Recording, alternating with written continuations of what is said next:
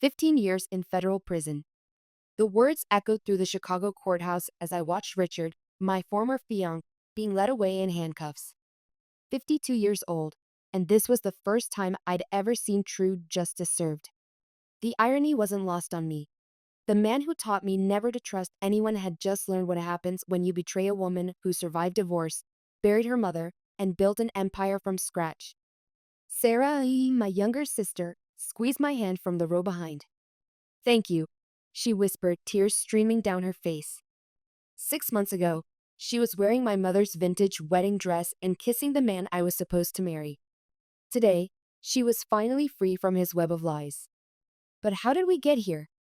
How did a successful corporate restructuring consultant like myself end up orchestrating the downfall of the man I once loved? It started on a rainy Tuesday in November, when I returned from Milwaukee to find my life shattered into pieces. Flashback: the discovery. 6 months earlier, the November rain hammered against the windows of my Lincoln Park penthouse as I stepped off the elevator, exhausted from 3 days of meetings with a failing auto parts manufacturer in Milwaukee. At 52, I'd spent the better part of 2 decades helping companies navigate their darkest hours. But nothing had prepared me for what I was about to discover in my own home. The scent hit me the moment I opened my door. Vanilla and bergamot, Sarah's signature perfume, the one she'd worn religiously since college. But Sarah wasn't supposed to be here. She didn't even have a key to my condominium, and more importantly, she was supposed to be helping with final wedding preparations while I was out of town. So, I called out, dropping my leather briefcase by the entrance. The silence that greeted me felt wrong somehow, charged with an energy I couldn't quite identify. My heels clicked against the hardwood as I made my way through the living room, past the floor-to-ceiling windows that normally offered a spectacular view of Lake Michigan, but now showed only the gray November storm.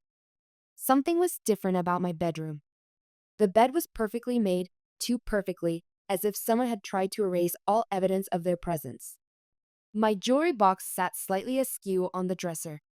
Small things, but after 20 years of living alone, you notice when someone has been in your space. My walk-in closet felt different too. Emptier. It took me a moment to process what was missing, and when I did, my knees nearly buckled. My mother's wedding dress was gone. The 1972 Priscilla of Boston gown, with its delicate lace sleeves and seed pearl details, the dress Mom had worn when she married Dad with nothing but love and a $20 bill in her purse. "This dress has seen real love," she'd whispered to me during her final months, her voice weak from chemotherapy, but her eyes still bright with hope. "Someday, Margaret, you'll wear this dress and remember that love is the only inheritance that truly matters." I stood there, staring at the empty space where the dress should have hung, feeling like someone had reached into my chest and torn out a piece of my heart. That dress had survived Mom's battle with cancer, Dad's death 5 years ago, my own bitter divorce in my 30s. It was supposed to be the one constant in my life, the tangible connection to the woman who'd taught me everything about strength and resilience. My phone buzzed. Linda Chen, my law school roommate and closest friend for over 3 decades. Linda never called unless something was catastrophically wrong. "Margaret, thank God you're back. Where have you been? I've been trying to reach you for hours." My phone died somewhere over Lake Michigan. "Linda, what's wrong? You sound, sit down. Please just sit down."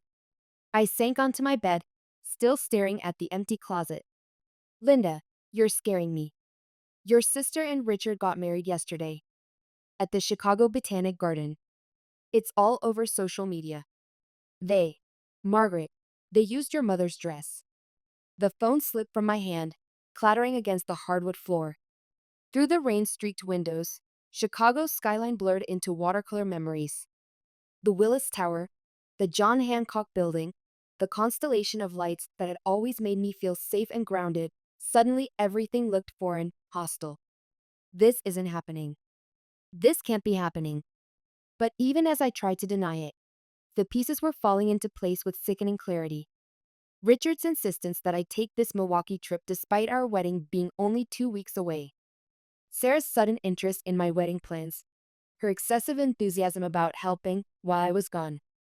The way they'd both encouraged me to extend my stay when the client meetings ran long. They'd planned this. Both of them. At the apartment, the full reality.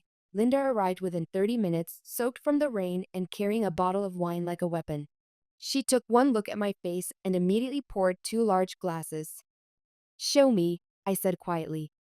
Margaret, maybe you should wait until show me. Now. With trembling fingers, I forced myself to open Instagram. The first photo hit me like a physical blow. Sarah, radiant in my mother's vintage lace, standing in the rose garden at the Chicago Botanic Garden. Her arms were wrapped around Richard, my Richard, both of them beaming at the camera with the kind of joy that should have been mine. The caption under Sarah's post read, "When you know it's meant to be." Sorry, Maggie. Sometimes love can't wait. Life is too short to ignore true love when it finds you. Thank you to everyone who helped make this day perfect.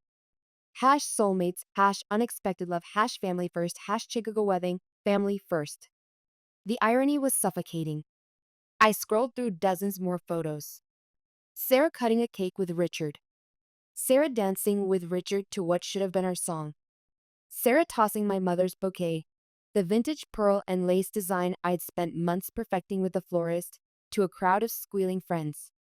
There are over 300 photos, Linda said softly. Half of Chicago's social scene was there, including some of your business contacts. The humiliation was almost worse than the betrayal. Not only had they stolen my life, they'd made it a public spectacle. By now, everyone in my professional circle would know. Margaret Pierce, the woman who could save failing companies but couldn't save her own relationship. I remember when Sarah first met Richard at my office Christmas party last year. She'd just finalized her divorce from Tom, struggling to make ends meet with two teenagers and no real career to fall back on. She'd been drinking too much that night, her laughter too loud, her desperation too obvious. He seems really successful, she'd whispered to me, watching Richard charm the room with stories of his family's manufacturing empire. You're so lucky, Maggie. You always land on your feet. Lucky. If she only knew the truth behind my luck. The 18-hour days building my consulting practice from nothing. The relationships I'd sacrificed to reach where I was today. The nights I'd held Mom's hand through chemotherapy while Sarah was too overwhelmed with the divorce to visit. There's more, Linda said grimly, pulling up Facebook on her phone. Look at this. Richard's post was even worse. A formal announcement written in the third person, as if it were a press release. Richard Harris III and Sarah Pierce Morrison are thrilled to announce their marriage on November 15, 2024. The intimate ceremony was attended by family and close friends at the Chicago Botanic Garden. The couple will honeymoon in Napa Valley before returning to Chicago to begin their new life together. Both families are overjoyed at this union of two souls meant to be together. Two souls meant to be together. I'd been with Richard for 3 years. 3 years of planning our future, supporting his struggling business, believing in his vision for Harris Industries. And apparently, I'd been nothing more than a placeholder until he found someone more suitable. My laptop chimed with an incoming email notification. David Thornton, my business partner and the closest thing I had to family after Sarah. The subject line read, Harris Industries, final acquisition papers, action required. Harris Industries. Richard's great-grandfather's company, the third-generation manufacturing business that Richard had been systematically running into the ground for the past 2 years. The company I'd been secretly acquiring through shell corporations for the past 6 months, originally as a wedding gift, a way to help save Richard's family legacy without damaging his pride. How naive I'd been. How perfectly, pathetically naive. But as I stared at that email, something cold and calculating settled in my chest. Something my ex-husband used to call my ice queen mode, the state of mind that had helped me rebuild myself after our divorce, that had made me one of the most feared corporate restructuring consultants in the Midwest. Richard and Sarah thought they'd outmaneuvered me. They had no idea what they'd just unleashed. The plan forms. I clicked open the acquisition documents. Page after page of legal text, stock transfers, and financial projections. 6 months of careful maneuvering, of building shell companies and private equity partnerships, all leading to this moment. One signature, and I'd own controlling interest in Harris Industries. One signature, and I control Richard's entire world. Mom used to say, Margaret, sweetie, you have your grandmother's mind for business and your grandfather's iron will. Use them both, but use them wisely. Grandpa had built a small empire from a single Chicago deli, surviving the Depression through sheer determination and strategic thinking. Grandma had kept the books and made the tough decisions that kept the family fed. I'd inherited both their strengths, and Richard was about to learn exactly how ironclad my resolve could be. My phone rang. Richard. I stared at his name on the screen, remembering all the nights he'd called to tell me about his day, his voice warm with affection. Now that same name made my stomach turn. Margaret, baby, I can explain. I hung up and turned off my phone. There was nothing he could say that would change what I'd seen, nothing that could justify what they'd done. But more importantly, I needed time to think, to plan, to figure out exactly how I was going to destroy them both. Margaret, Linda said carefully, I know that look. What are you thinking? I signed the acquisition papers with a flourish, my signature bold and decisive across the bottom of each page. I'm thinking, I said, reaching for my laptop to scan and send the documents, that Richard is about to learn what happens when you betray someone who specializes in hostile takeovers. And Sarah? I paused, my fingers hovering over the keyboard. Sarah was a different problem. Sarah was family, no matter how deeply she'd hurt me. But she was also an adult who'd made her choice, and choices had consequences. Sarah, I said finally, is about to learn what happens when you steal from someone who's never forgotten where she came from. The investigation begins. Over the next 3 days, I did what I did best. I gathered intelligence. I called in favors from forensic accountants, private investigators, and business contacts across the Midwest. What I found made my blood run cold. Richard wasn't just a failing businessman. He was a serial fraud artist. Michael Chen, no relation to Linda, despite the shared surname, was a forensic accountant I'd worked with on several restructuring deals. He'd been quietly investigating Harris Industries for months, originally hired by the board of directors to assess the company's financial health before a potential merger. Margaret, he said over coffee at the Palmer House, his usually steady voice shaking slightly. I need to show you something, but I need your word that this stays confidential until I finish my report. He slid a manila folder across the table. Inside were bank statements, transaction records, and what looked like copies of signed documents. This man has done this before. 3 other women over the past 5 years. Same pattern every time. Court them, gain their trust, get access to their financial resources, then disappear when the money runs out or they get too close to the truth. I flipped through the documents, my hands growing steadier with each page. Tell me everything. Jennifer Walsh, 2019. Real estate developer in Minneapolis. Richard convinced her to invest in a joint venture that was actually a front for siphoning money from Harris Industries. When she started asking questions, he claimed she was unstable and took out a restraining order. Lisa Martinez, 2021. Pharmaceutical executive in Milwaukee.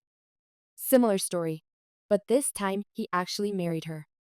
The marriage lasted 6 months, just long enough to gain access to her investment portfolio. When she filed for divorce, she discovered he'd transferred most of her assets to offshore accounts. And then there's Amanda Foster, 2022. Tech entrepreneur from Madison. She was smart enough to keep her finances separate, so Richard tried a different approach. He seduced her business partner and convinced the partner to freeze Amanda out of her own company. My coffee had gone cold, but I couldn't stop reading. Each case was meticulously documented, each woman's story a variation on the same devastating theme. How did you find all this? I asked. Amanda Foster hired me after her business collapsed. She suspected Richard but couldn't prove it. I've been building this case for 2 years, following the money trail across 4 states. The pattern is always the same. Identify a successful woman with assets, gain her trust, exploit her resources, then move on to the next target. I thought about Sarah's financial situation, the messy divorce, the struggling kids, the mounting bills. She would have been perfect prey for someone like Richard. There's something else, Michael continued. Your sister isn't just a victim. Based on what I found, Richard has been using her name to open accounts and make investments. If this comes to light during my investigation, she could be charged as an accessory. The folder slipped from my hands. What are you saying? I'm saying that in 3 weeks, I'm presenting my findings to the Harris Industries Board of Directors and the FBI. Your sister's name is all over the financial documents. Unless someone intervenes, she's going to go down with him. The counterattack. That night, I sat in my study surrounded by legal documents, financial reports, and the harsh truth about the man I'd almost married. Linda had stayed late, helping me sort through the evidence and plan our next moves. So, what's the strategy? She asked, refilling our wine glasses. Phase 1. I complete the acquisition of Harris Industries. As majority shareholder, I'll have legal standing to review all company finances and initiate internal investigations. Phase 2. I use that access to build an airtight case against Richard, making sure the evidence clearly shows that Sarah was manipulated rather than complicit. And Phase 3. I smiled, and Linda actually shivered. Phase 3 is where we make sure Richard never hurts another woman again. The next morning, I called David Thornton to finalize the Harris Industries acquisition. By noon, I owned 51% of the company Richard's great-grandfather had built from nothing. By evening, I'd scheduled an emergency board meeting for the following Monday. But first, I had a dinner party to crash. 3 days later, LeBlanc Restaurant, LeBlanc had been Richard's choice for our monthly anniversary dinners. He'd always insisted on the corner table by the windows, where he could see and be seen by Chicago's business elite.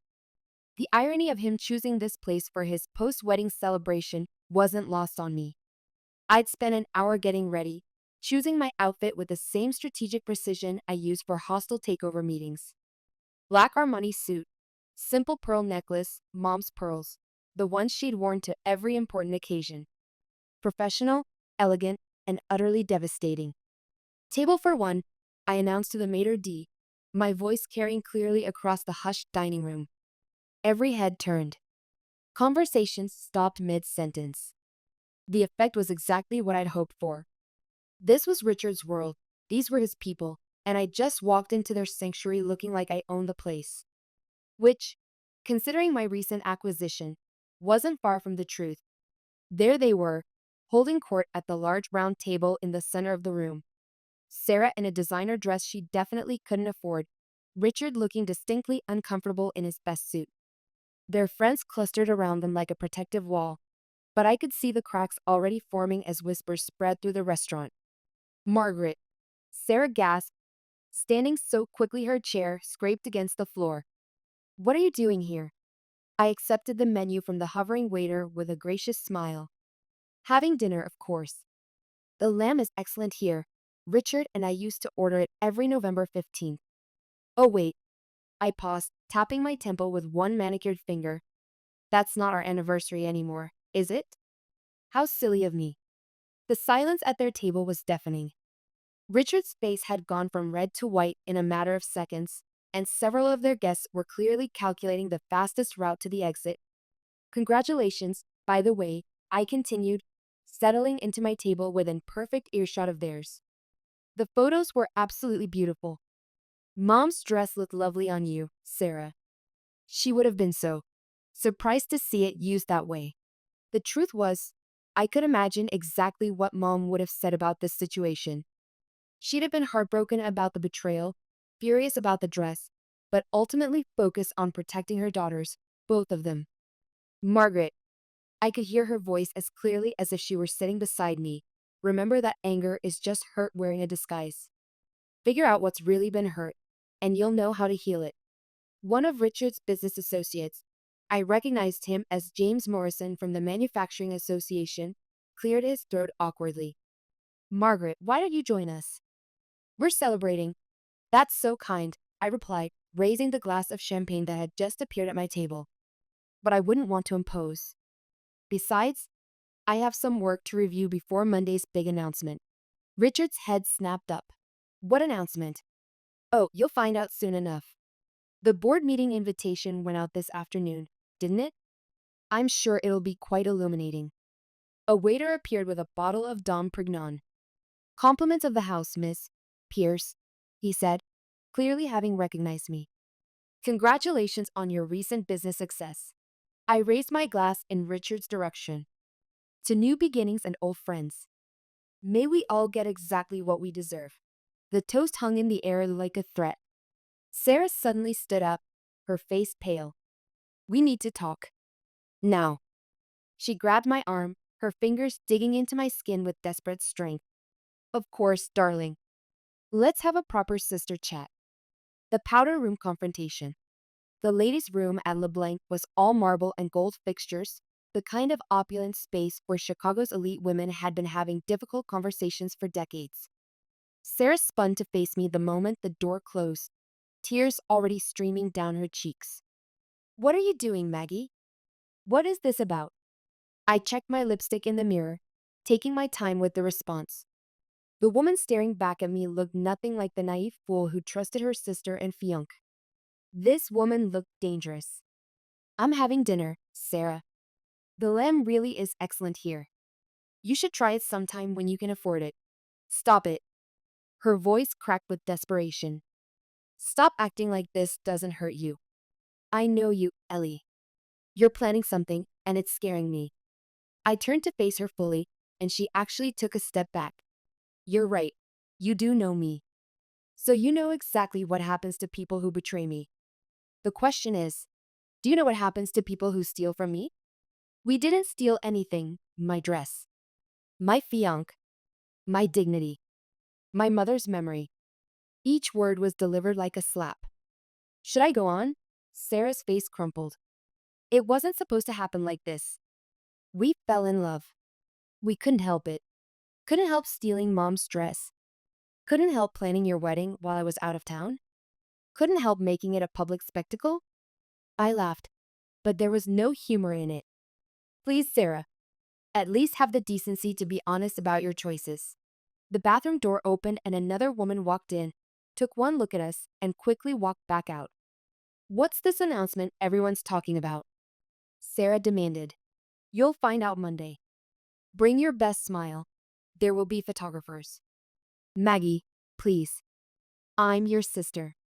Or, you are my sister. Sisters don't destroy each other for money. Money? She looked genuinely confused. What are you talking about? For a moment, looking at her tear-streaked face and obvious bewilderment, I almost felt sorry for her. Almost. Ask Richard about Harris Industries' quarterly reports, Sarah. Ask him about the other women. Ask him why he was so interested in marrying into families with financial resources. Other women? What other women? A sharp knock interrupted us. Sarah? Richard's voice carried through the door, tight with barely controlled panic. Is everything okay in there? I opened the door, coming face to face with the man I'd once planned to spend my life with. Up close, I could see the stress lines around his eyes, the way his hands shook slightly as he reached for Sarah. Everything's fine, Richard.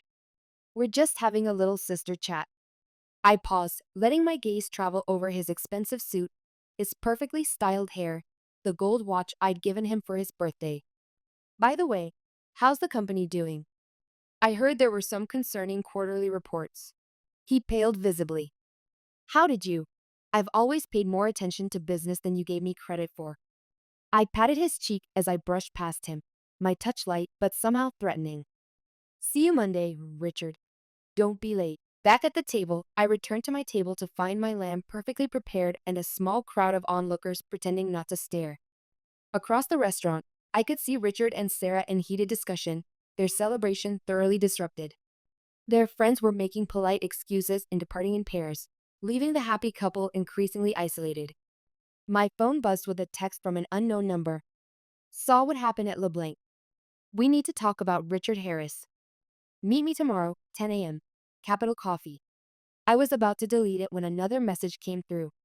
I have information you'll want to hear before Monday's board meeting. Ask for Michael. Michael Chen, the forensic accountant. Word traveled fast in Chicago's business circles.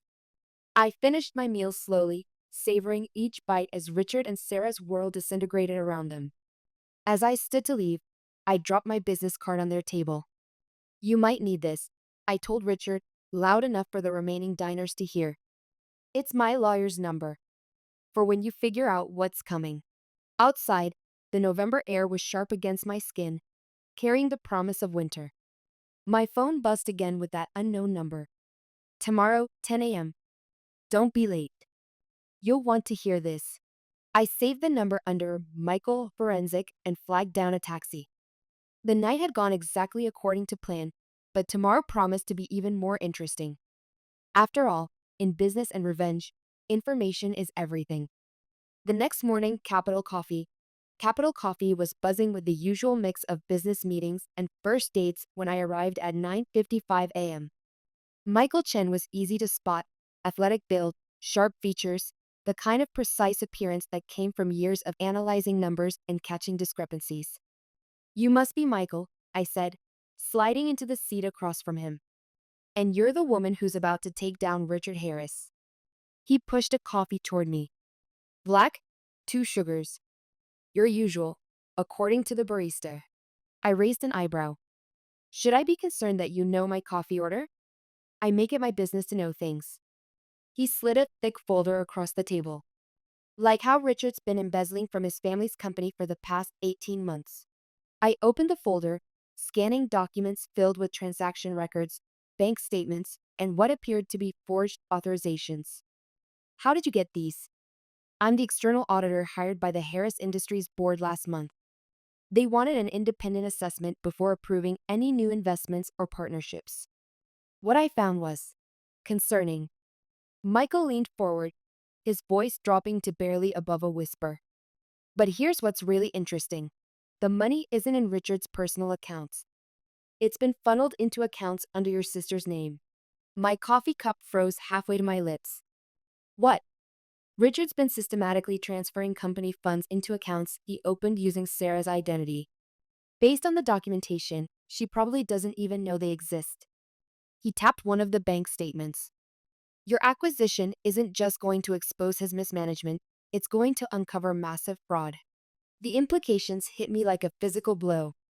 You're saying my sister could be charged as an accessory. Unless someone intervenes, yes. The accounts are in her name, with her social security number. Without evidence that she was coerced or manipulated, the authorities will assume she was complicit. My phone buzzed. Sarah, calling for the dozenth time since last night. I declined it. Why are you telling me this? I asked. Michael's expression hardened. Because Richard did the same thing to my sister 3 years ago. Different company, same scheme. She lost everything when it came crashing down, her business, her savings, her reputation. She still hasn't recovered. I'm sorry. Don't be sorry. Be strategic. I've been building a case against him for 2 years, following the money trail across 4 states. He's got a pattern, and your sister is just his latest victim. What do you need from me? Access. As majority shareholder of Harris Industries, you'll have legal standing to review all company finances and authorize internal investigations. With your backing, I can build an airtight case that clearly shows Sarah was manipulated rather than complicit. The caf door chimed, and I glanced up to see Leah Patterson, Sarah's best friend and maid of honor, walking in. She spotted me immediately and froze. Don't look now, I told Michael, but we're about to have company. Margaret. Leah hurried over, her face flushed with anxiety. I've been trying to reach you. Sarah's a mess. She found something weird in her mail yesterday, bank statements for accounts she says she never opened. When did these arrive? Michael interrupted, pulling out a notebook. Leah looked between us suspiciously. Who are you? Someone who's trying to help your friend, I said. When did the statements arrive, Leah? Yesterday afternoon, after that whole scene at LeBlanc. Sarah was hysterical, calling Richard, demanding explanations. He told her it was just a mistake, some kind of identity theft thing, but she didn't believe him, Michael finished. She's scared. Really scared. She keeps saying that something's not right, that Richard's been acting strange since the wedding. I gathered the documents Michael had shown me, sliding them back into the folder. Tell Sarah to keep those statements somewhere safe. And tell her not to sign anything Richard gives her. Anything at all. Margaret, you're scaring me. What's going on? What's going on? I said, standing up.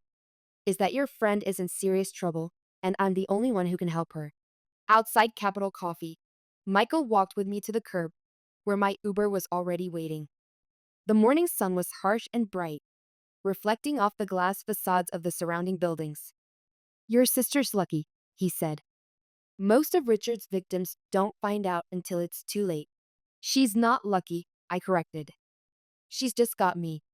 I stopped walking and turned to face him. I need everything you have on his previous schemes.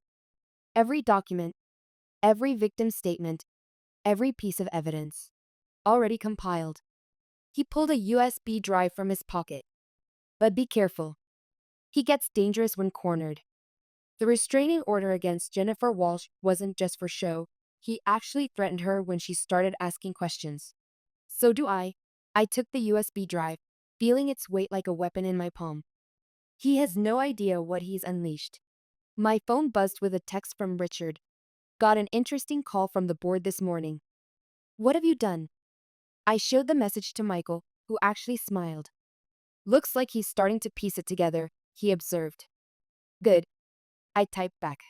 Looking forward to discussing it at Monday's meeting. You're enjoying this, Michael noted, a hint of admiration in his voice. Wouldn't you? Fair point. He handed me his business card. Call me if you need anything else. And Margaret? He caught my eye. Make it hurt. I watched him disappear into the crowd, then called David Thornton. David, we need to move up the timeline. How fast can you get the Harris Industries board together for an emergency meeting?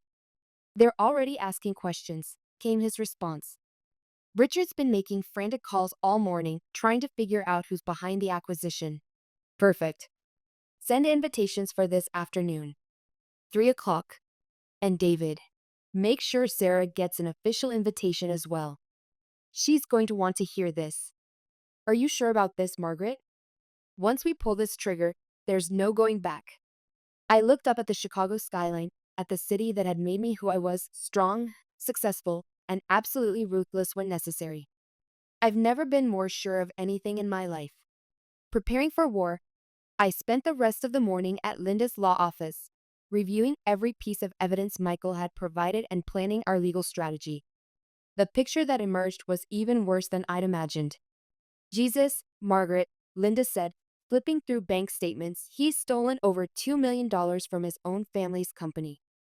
And that's just what we can prove. What about Sarah's exposure? If we can establish a pattern of coercion and identity theft, we can probably keep her out of prison. But she's definitely going to face charges unless we can prove she was completely unaware of what was happening. The USB drive Michael had given me contained a treasure trove of information. Detailed financial records, victim statements, even recorded conversations from his previous schemes. The man was a predator, and we had everything we needed to destroy him. But first, I had to save my sister. The emergency board meeting. The Harris Industries boardroom had been the site of 3 generations of family meetings, corporate decisions that had shaped the Chicago manufacturing landscape for nearly a century. Today, it would witness the fall of the Harris dynasty. I arrived early to watch them file in. Richard's father, William Harris Sr., looking grave and confused. His uncle Thomas, checking his phone nervously. Board members I'd researched extensively over the past months, all wearing expressions of concern and curiosity. Sarah arrived last, clutching her purse like a shield. She'd been crying. Her eyes were red and swollen, her usually perfect makeup smudged. When she saw me at the head of the conference table, her face went even paler. What is this? Richard demanded when he burst through the doors 5 minutes late. Margaret, you can't be here. Actually, David Thornton stepped forward, briefcase in hand. Ms. Pierce is now the majority shareholder of Harris Industries. She has every right to be here. The room erupted in whispers and shocked exclamations. William Harris Sr. stood up slowly, his weathered hands gripping the back of his chair. What did you just say? Perhaps we should begin, I suggested, taking my seat at the head of the table where Richard's grandfather had once presided. We have a lot to discuss. Michael Chen entered quietly, wheeling in a cart loaded with documents and a laptop. Richard's face went from red to white in seconds. Before we start, I said, my voice carrying clearly through the suddenly silent room, I should mention that everything said here is being recorded. Legal requirement, you understand, given the nature of what we're about to discuss. This is ridiculous. Richard sputtered. You can't just waltz in here and, sit down, son. William Harris's voice cut through his grandson's protest like a blade. Let's hear what she has to say. I nodded to Michael, who connected his laptop to the room's projection system. Immediately, bank statements filled the large screen, transaction records highlighted in angry red. Over the past 18 months, Michael began, his voice professionally neutral. Approximately $2.3 million has been systematically diverted from Harris Industries' operating accounts into private holdings. Richard's father leaned forward, squinting at the screen. That's impossible. Our internal audits showed. Were falsified, Michael finished. I'm afraid the real numbers tell a very different story. I watched Sarah as the evidence mounted. Her hands shook as she recognized account numbers, the same ones from the mysterious bank statements she'd received yesterday. These accounts, Michael continued, changing slides to show signature cards and authorization forms, were opened under the name of Sarah Pierce Morrison, using her social security number and forged identification documents. All eyes turned to my sister. I didn't. She started, her voice barely a whisper. I never opened those accounts. Richard told me they were investment accounts for our future, but I never signed anything. Her voice trailed off as she realized what she'd just admitted. Richard had been using her identity for months, and she'd been too trusting or too desperate to ask the right questions. Did you sign anything? I asked her gently. She nodded, tears spilling down her cheeks. Last week. Some papers Richard said were for setting up our joint finances after the wedding. He said it was all standard stuff. You. Richard snarled, turning on me with such fury that 2 security guards stepped forward. You planned this. You orchestrated all of this. No, Richard, I said, my voice calm and deadly. You planned this. You've been planning it for months, maybe longer. I just exposed it. I turned to address the board directly. Gentlemen, I have a proposal. Harris Industries needs new leadership, and it needs it now.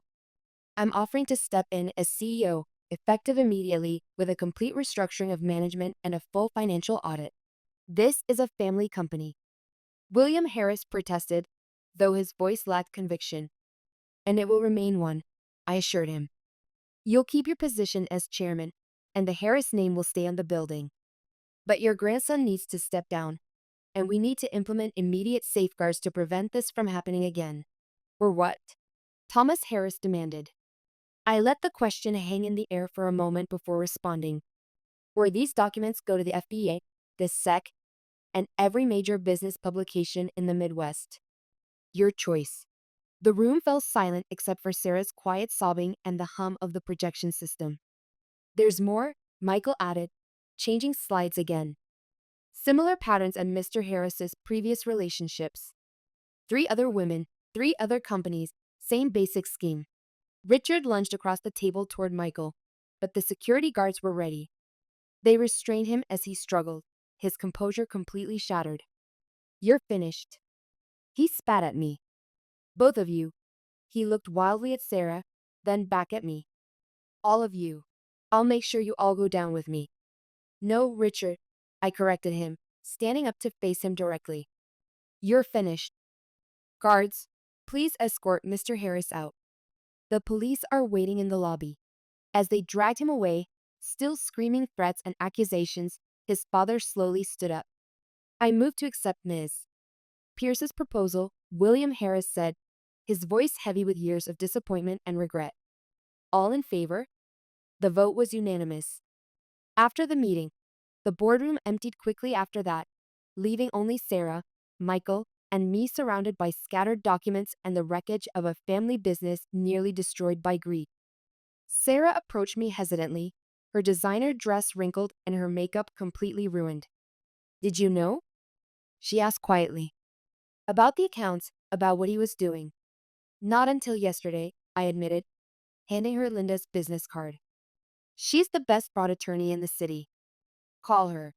Today. Why are you helping me? The question hung between us like a bridge we might or might not cross. I looked at my sister, really looked at her, and saw not the woman who'd betrayed me, but the scared little girl who used to crawl into my bed during thunderstorms. Because you're my sister, I said finally. And because you're another one of his victims. I gathered my papers, preparing to leave. But Sarah, we're not okay. Not yet. I know. She wiped her eyes with the back of her hand. I'm so sorry, Maggie. About everything. About the dress, about Richard, about being so stupid. Sorry doesn't fix it, I said, more gently than I felt. But this might be a start. Michael waited for me in the hallway, looking impressed despite himself. That went better than expected, he said. The hard part's just beginning. I checked my phone to find dozens of missed calls from reporters, business contacts, and Richard's family. Now comes the real work, rebuilding this company and making sure he never hurts anyone else. Still planning to attend the spring gala? He asked. The business community will be watching to see how you handle your first public appearance as CEO. Wouldn't miss it. I smiled. Want to be my date? He raised an eyebrow. Mixing business with pleasure? Maybe I just want someone trustworthy by my side for once. In that case, he offered his arm. Let's get coffee and you can tell me what you're really planning for the restructuring. As we walked toward the elevators, I saw Richard being led into a police car through the lobby windows. Justice, served with a side of careful planning and unexpected allies. My phone buzzed with a text from Linda. Just saw the news. You're not going to believe what else I found in Richard's background check. Save it for tomorrow, I texted back. Today's been eventful enough. Looking up at Michael, I felt something I hadn't experienced in weeks. Hope. Maybe revenge wasn't just about destruction. Maybe it could also be about rebuilding something better from the ashes. 6 weeks later, the Spring Gala. The Chicago Art Institute's Spring Gala sparkled with crystal and champagne, but all eyes were on me as I descended the marble staircase in a midnight blue Alexander McQueen gown. The business world's elite had gathered to witness what the press was calling the most dramatic corporate takeover in Chicago history. Michael waited at the bottom of the stairs, looking devastatingly handsome in his black tuxedo. What had started as a professional relationship had slowly, carefully, blossomed into something deeper, something built on mutual respect and shared values rather than convenience or desperation. Ready to make history? He whispered, taking my arm. Born ready. Camera flashes erupted as we made our entrance. Chicago's business community watched with fascination as the woman who'd exposed one of the city's most prominent fraud cases took her victory lap. Reporters pressed forward, but David Thornton and his PR team efficiently managed the crowd. Ms. Pierce. A journalist called out. How does it feel to have saved Harris Industries? This isn't about saving one company, I replied, pausing for the cameras. It's about protecting workers, investors, and the integrity of Chicago business. That's what real leadership looks like. Across the room, I spotted William Harris standing with several board members, his expression unreadable. Our eyes met briefly, and he nodded, a small gesture of respect that meant more than any public acclaim. Where's Sarah? Michael asked, scanning the crowd. Here. My sister emerged from behind a group of museum patrons, looking elegant in a simple black dress, one she'd bought with her first paycheck from her new job at a nonprofit organization for fraud victims. The past 6 weeks had changed her dramatically. The desperate, grasping woman who'd stolen my dress was gone, replaced by someone who seemed to finally understand the weight of her choices. The police interviewed me again this morning, she said quietly. They're expanding the investigation to include Richard's activities in 3 other states. There might be more victims than we thought. Good, I said, handing her a glass of champagne. Stay close. You'll want to hear this announcement. The room gradually hushed as David took the stage. Ladies and gentlemen, thank you for joining us tonight. We have several important announcements regarding the future of Harris Industries and corporate responsibility in Chicago. I felt Sarah tense beside me. Despite everything that had happened, she still worried about me, about what this public exposure might cost me personally and professionally. Please welcome the new CEO of Harris Industries, Ms. Margaret Pierce. The applause was thunderous as I took the stage. Camera flashes lit up the room like lightning, and I could see the faces of Chicago's power brokers hanging on my every word. Thank you, I began, my voice carrying clearly through the ornate ballroom. 6 weeks ago, Harris Industries was on the verge of collapse due to fraud and mismanagement. Tonight, I'm proud to announce that we've not only stabilized the company, but positioned it for unprecedented growth. I paused, letting that sink in before continuing. But our success isn't just measured in stock prices or quarterly reports. As my first major initiative as CEO, I'm announcing the establishment of the Harris Industries Victim Recovery Fund, a $20 million commitment to helping those who've been harmed by corporate fraud. Murmurs rippled through the crowd. This wasn't the typical corporate announcement they'd expected. To those who lost their savings, their businesses, their trust in the system, we see you. We believe you. And we will make this right. Sarah gasped beside me, tears streaming down her face. In the audience, I spotted several women I now knew were Richard's previous victims, including Michael's sister Jennifer. They were crying too, but these were tears of relief and validation. Michael stepped forward, presenting additional documents to the gathered press. Tomorrow's headlines would tell the complete story of Richard's fraud ring and the systematic way he destroyed lives across the Midwest. As I concluded my speech, the ballroom doors burst open. For a heart-stopping moment, I thought Richard had somehow made bail and come to disrupt the event. Instead, it was Leah Patterson, looking frantic and carrying what appeared to be a large manila envelope. She rushed to Sarah, whispering something that made my sister's face go pale. "What's wrong?" I asked, stepping down from the stage. Richard made bail. Sarah's voice shook. "He's been calling everyone, threatening people, claiming he has evidence that will clear his name and implicate both of us." On cue, my phone buzzed with a call from an unknown number. I let it go to voicemail, then played the message on speaker. "Margaret, you think you're so smart, but you have no idea what's coming. I have documents that prove you orchestrated this entire scheme. You and your pathetic sister are going down. Enjoy your little party. It's the last one you'll ever attend as a free woman." The threat hung in the air like poison. Several guests had overheard and were backing away nervously. Michael stepped between me and the crowd. "Everyone needs to stay calm. Security is handling this." But Richard wasn't done. Another call came through, this time to Sarah's phone. She answered it without thinking, and Richard's voice filled the immediate area around us. "Sarah, baby, you need to listen to me. Margaret has been using you this whole time. She planned everything, the acquisition, the investigation, even our wedding. She manipulated both of us." Sarah looked at me with confusion and fear. "Richard, that's not true. Check your email. I sent you proof. Bank records showing Margaret funded shell companies months before we even met. She's been planning this for over a year." I felt the crowd's attention shift, doubt creeping into their expressions. Richard was trying to turn the narrative, to make me the villain of my own story. But I'd been preparing for this moment. "Actually, Richard," I said, loud enough for everyone to hear, "let's talk about what you sent Sarah." I pulled out my phone and connected it to the PA system. "Ladies and gentlemen, what you're about to hear is a recording made yesterday by the FBI. Mr. Harris doesn't know about it yet."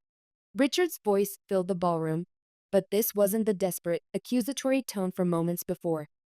This was Richard bragging to someone he thought was a fellow criminal. So stupid, both of them.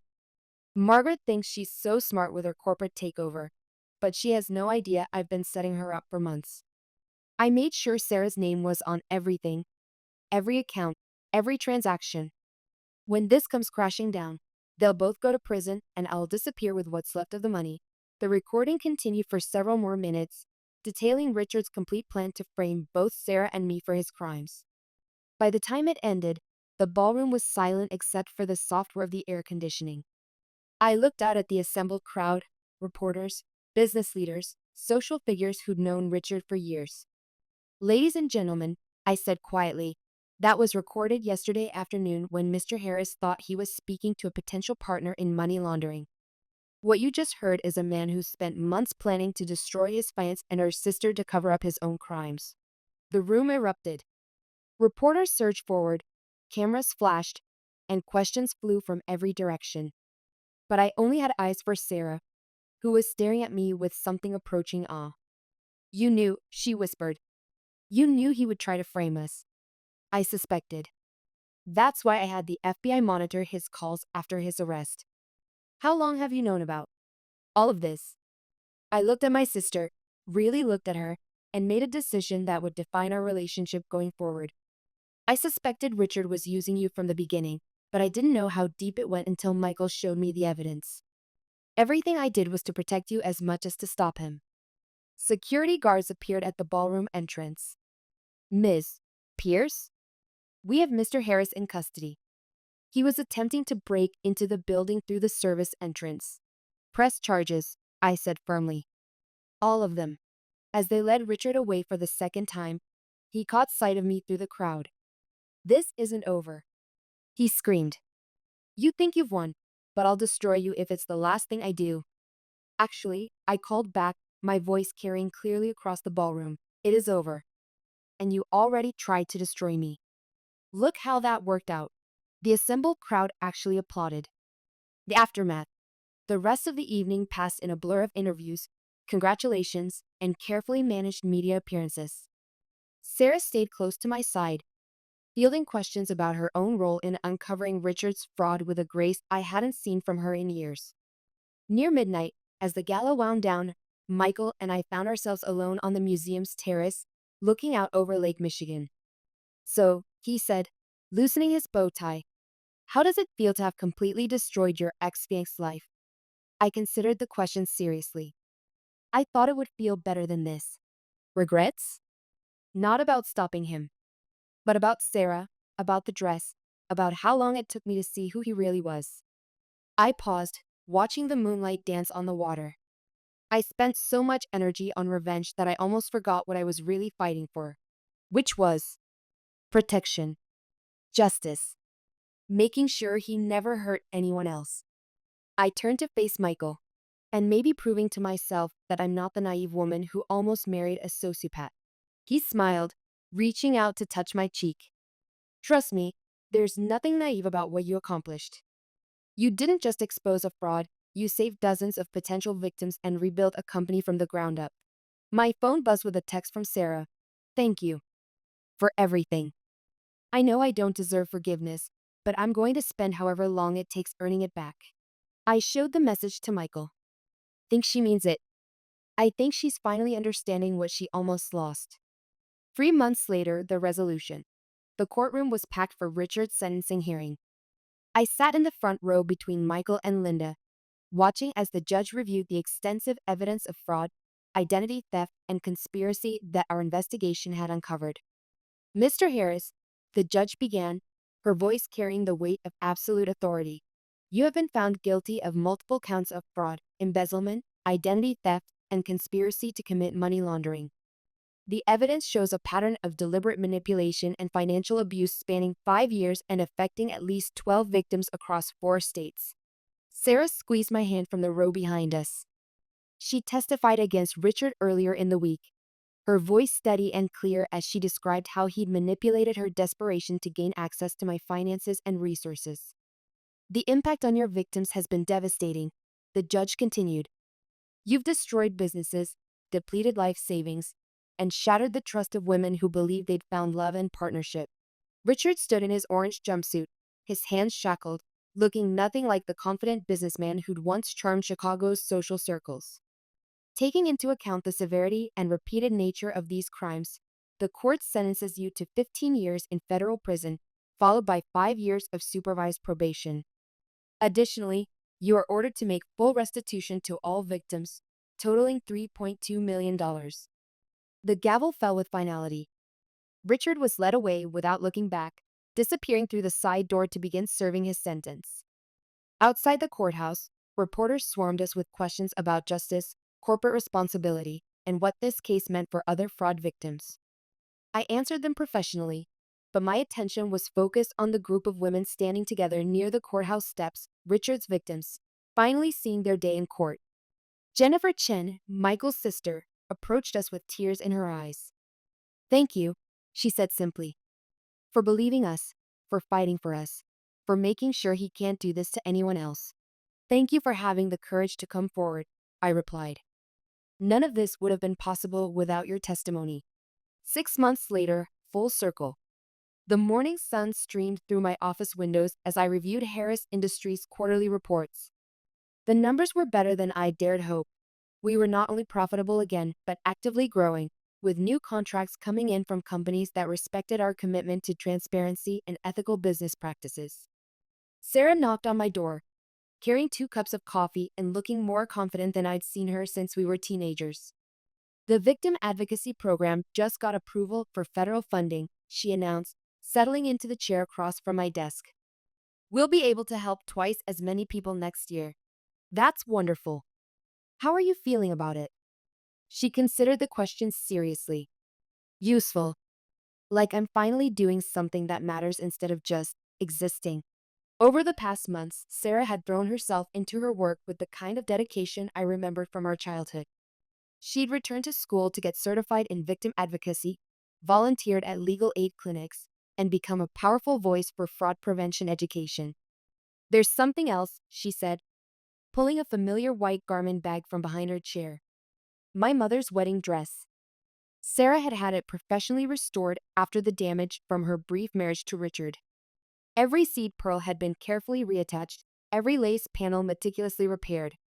"I want you to have this back," she said quietly. "I know it can't undo what I did, but—" "Keep it," I interrupted. "For Emma." Sarah's daughter was 16 now, already talking about college and career plans with the kind of determination that reminded me of myself at that age. "Are you sure?